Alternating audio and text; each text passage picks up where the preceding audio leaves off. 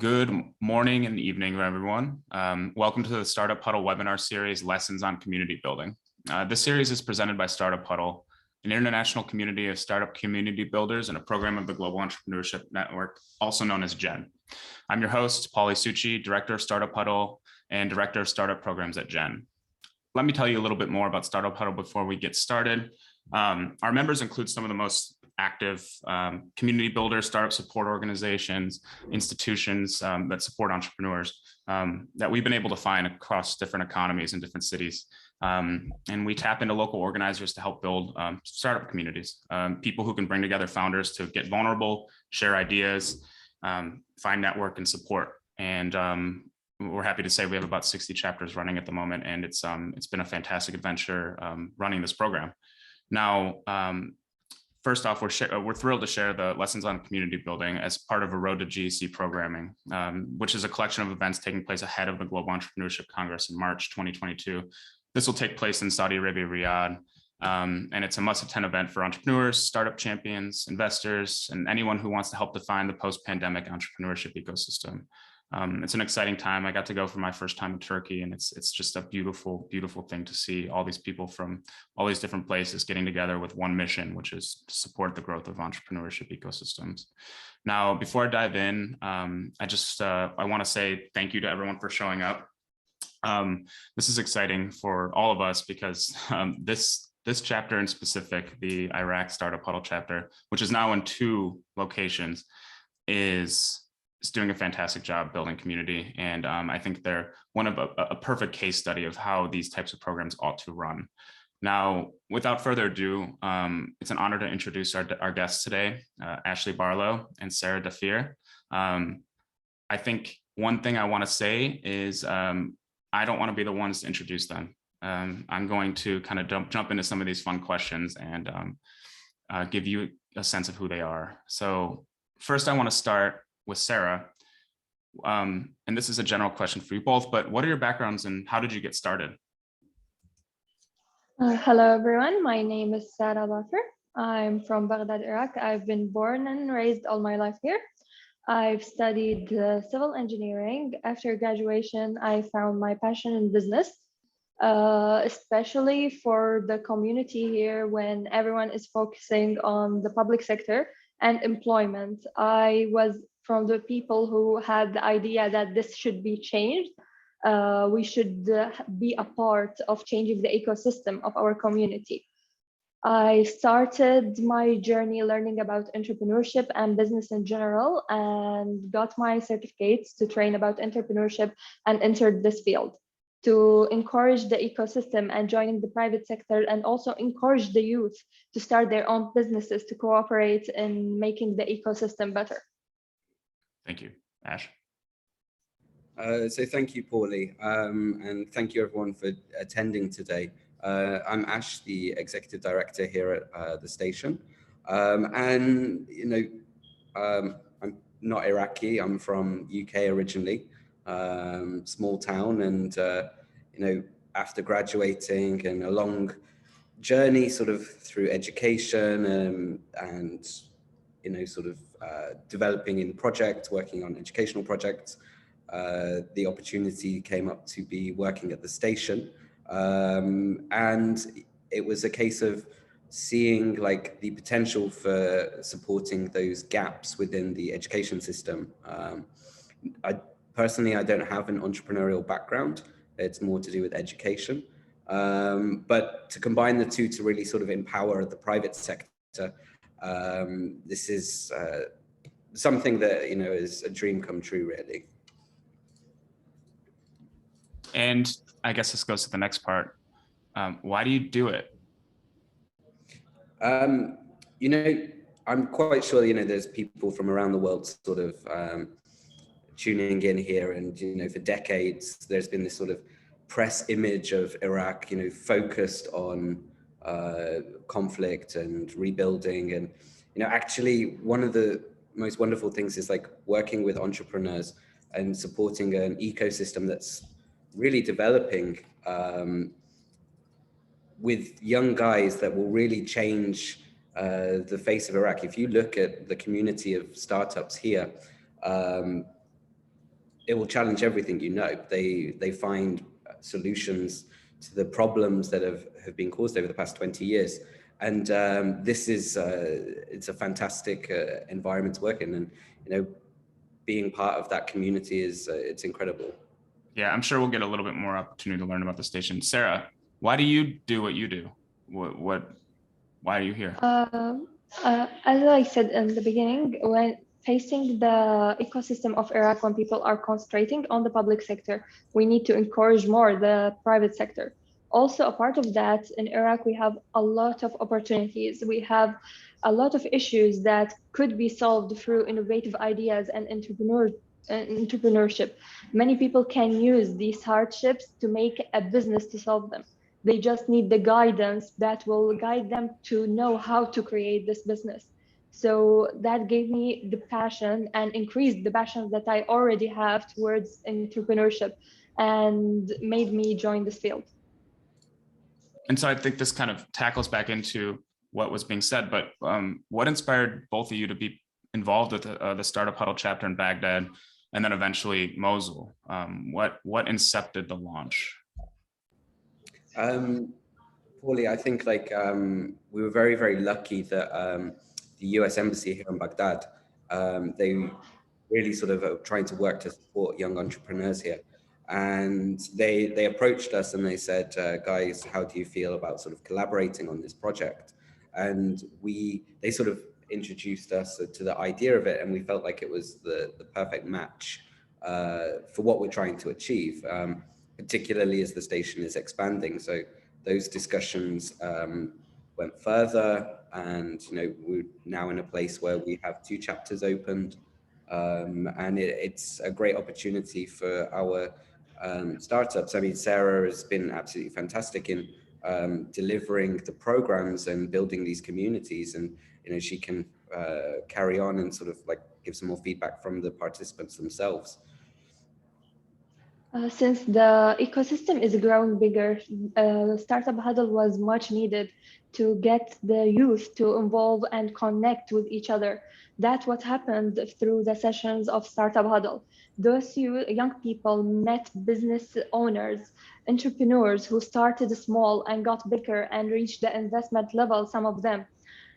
So this helped them a lot, and we have received a lot of positive comments from those young people who have attended our sessions. Of these comments were people who has actually started a business because they were inspired by the speeches of the speakers, people who had issues with their own startups that the speakers helped them solve it, made new connections, and added some new ideas to their businesses by getting benefit from the experience of the speakers. So we had a lot of positive comments from the youth, especially getting the benefits from the experience of the speakers and helping one another, connecting to each other and starting to build up their ideas together. Is there any startups of note that you guys can talk about here in a public forum? I mean, right now, the situation is booming. I opened up Twitter the other day, and there was an article from Bloomberg about, you know, a new startup in Iraq. It's only been operational 3 months, but recorded a $10.5 million investment in its first stage. And you know, this is Bali. Everyone's talking about Bali at the moment. But you've got others working in different sectors. There's a lot happening in e-commerce, for example. A lot of investment has been pushed there. And what we're also seeing is like a reaction to like environmental crisis. And, you know, there is a tendency at the moment to support startups and SMEs that are working in the field of agriculture. So this is also being a sector that's developing, but needs a lot more time. And so in a sense, you're seeing Startup Huddle as a catalyst in the middle of this, in a sense, right? Yeah, I mean, for example, one of the guys that's working in Bali in the startup that just got this massive fund, he had a startup before here at the station. I mean, he still does, and he was able to present that during Startup Huddle. and sharing his experiences and this sort of thing. And it just kind of shows the, the fluidity of the movement and the momentum that's building amongst the startups here, which is really, really exciting. I mean, depending what people are interested in, there are startups, that are focused in tech, and as things move towards the digitization phase in Iraq, these sorts of things are happening. Then sort of other startups that are coming up are like, film production studios that are working with like Netflix and working with, they're getting shortlisted for Oscar awards and things like this. So there's such a diversity going on.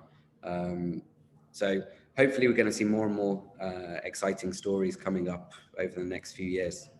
No, and I'm glad you shared, because I mean, it really is one of the big focuses of the program, which is to be able to give people a sense of what's actually happening in the startup ecosystem in these different communities. And, you guys are on the ground, grassroots in a lot of ways. And it's cool to be able to peer into what's happening in Mosul and Baghdad, respectively.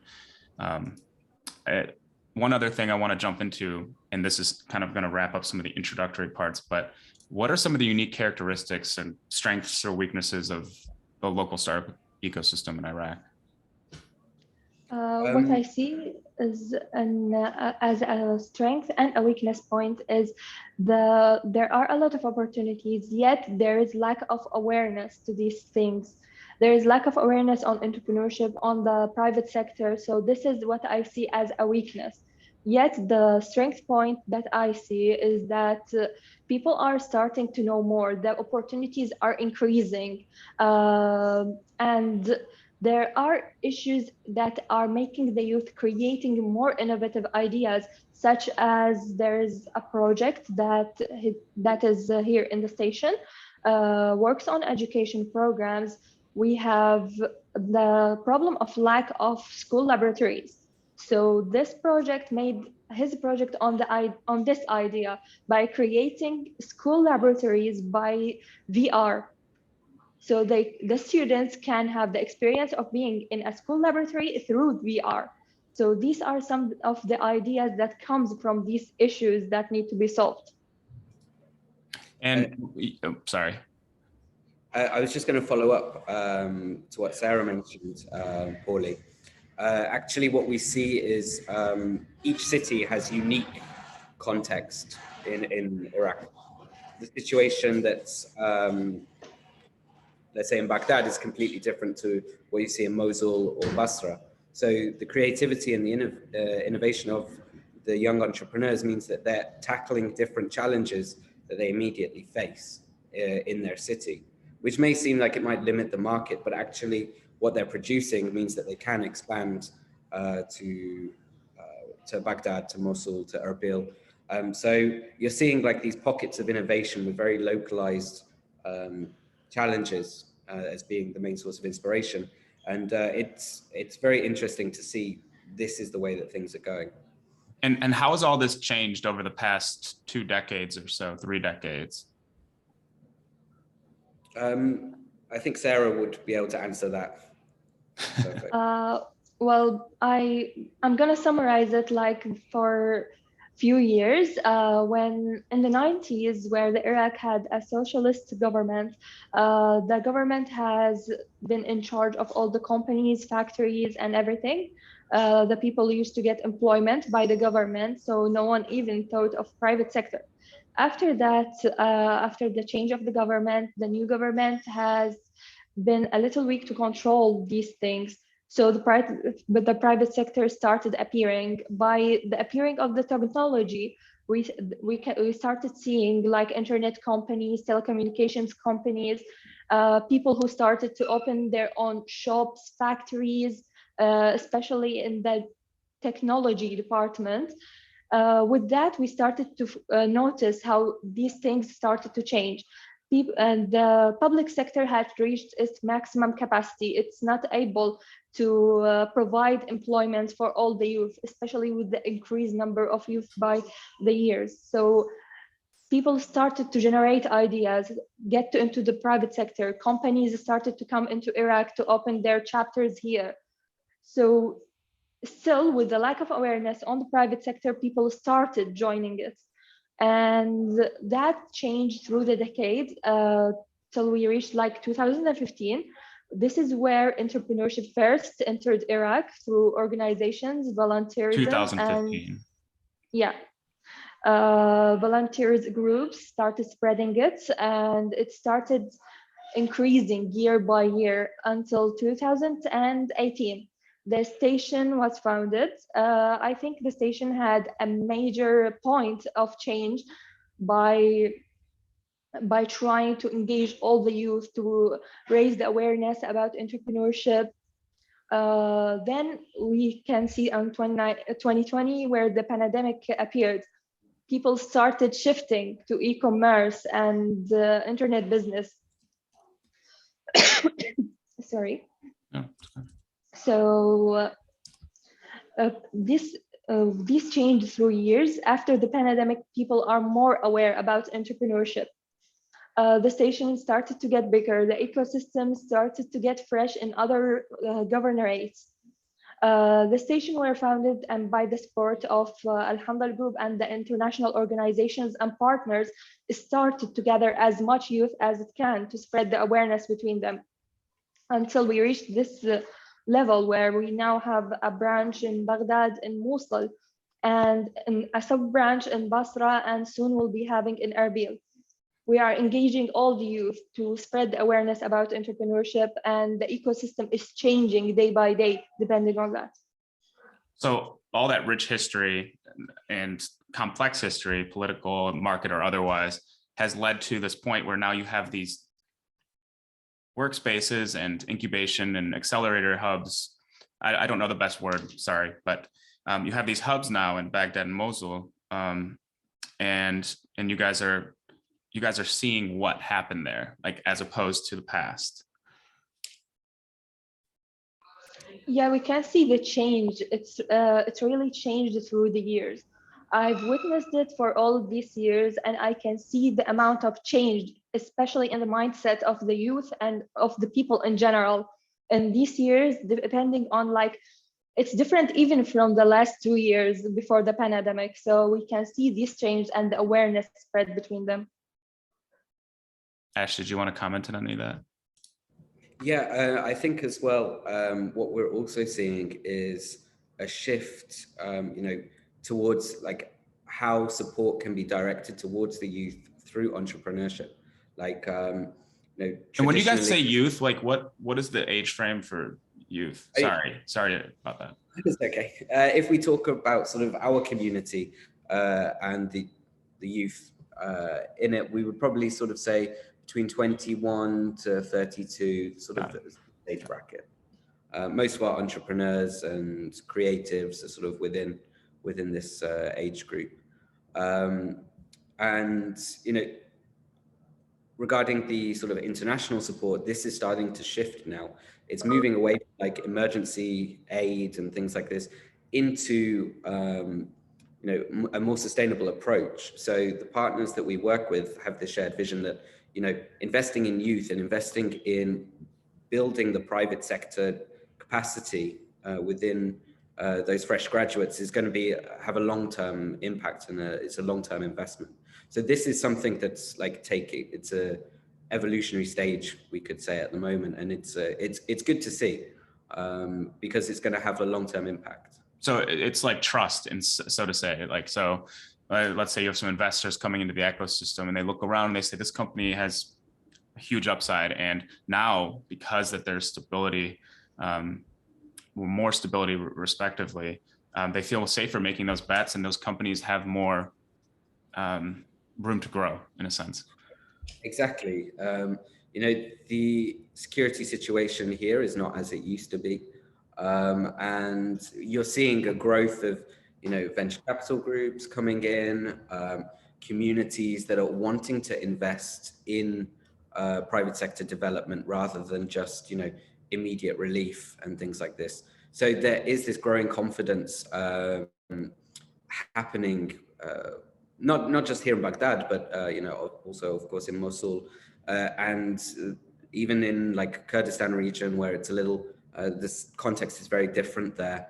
But there is a push again to move away from the sort of public sector and really promote the private sector. So when you combine all of these factors together, it's really like a catalyst, and the results are starting to be seen. So we're really excited about it. It is exciting, and it's really cool for me to even be on the periphery working with you guys, seeing this economy grow. It's really an interesting, and it's an honor to be involved. I'm going to move into the next question, which is basically, and I think it's timely. Let's say someone on this call was interested in building a company in Iraq, or maybe there's an investor who wants to invest in a company in Iraq. Is there anything that you would say that they should kind of be aware of specifically in order to make that move into the country?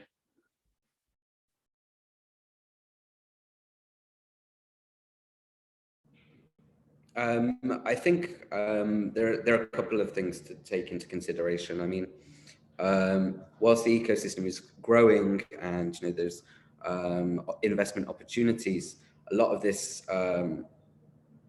relies on the ability to register companies, and the speed at which the ecosystem is developing is not matching the reform and the bureaucratic processes within the government. So this is something that you have to take into consideration. The rigidity of bureaucracy here is challenging at the best of times. And it's just something to bear in mind. So a lot of startups, they struggle to register their company, but there are organizations and programs being led by organizations such as GIZ and implemented by Takween, which is part of the American University in Suleimania. They're sort of working with lawyers to support the transition into a registration for the company. So we're seeing people move and filling these gaps. So you're going to see more and more startups, I think, get investment ready. But it's going to take time, don't get me wrong. But this is one of the key issues. Sarah, anything to add? I have nothing to add. It's just the hardest part, as Ash said, is the registration of the companies, especially that the law in Iraq has no definition to a startup. So the programs are now working to finalize with the lawyers, finalize a way to make it easier to startup to register their companies and to make it easier, especially financially. Because in the current situation, it takes a lot of financial aspects, but as a startup, being a startup, it's freshly new. It needs to be at the lowest financially as possible. That's why this is a very important thing to consider when working on registering the companies. Got it. And I think this is a good plug. Has Startup Huddle helped address any of these challenges or anything like that? I think, Paulie, I know that the Global Entrepreneurship Network as a whole, they've also been working in Iraq to help facilitate an easier registration process. But the way that Startup Huddle has given a platform to young entrepreneurs to share their challenges. Wait. Are you talking about the Global Entrepreneurship Registry? The GER? Yeah. Okay. Wait, can you talk a little bit more about that? So there was an initiative that's a lot of attention is being paid to this registration issue, and I saw that the infrastrucstructal problems. I love it. Here, wait, I can't turn off the sun. Sorry. So there we go. The work of institutions like Global Entrepreneurship Network as a whole, and their work in helping to discuss potential solutions to the registration issues is key. I mean, making it and facilitating a platform that is easier than the government bureaucracy, it's essential. So I know that there are still issues in terms of being able to integrate different systems together, complexities, as I mentioned, of government, but these sorts of things are a positive. Startup Huddle allows people to discuss these challenges and share contacts, share experiences on how to overcome these obstacles, which is a great opportunity. Yeah, I would agree. And what I know from it is the project's aiming to tackle one of the core issues. And just to summarize for the audience is just registering your business and making it a legal entity.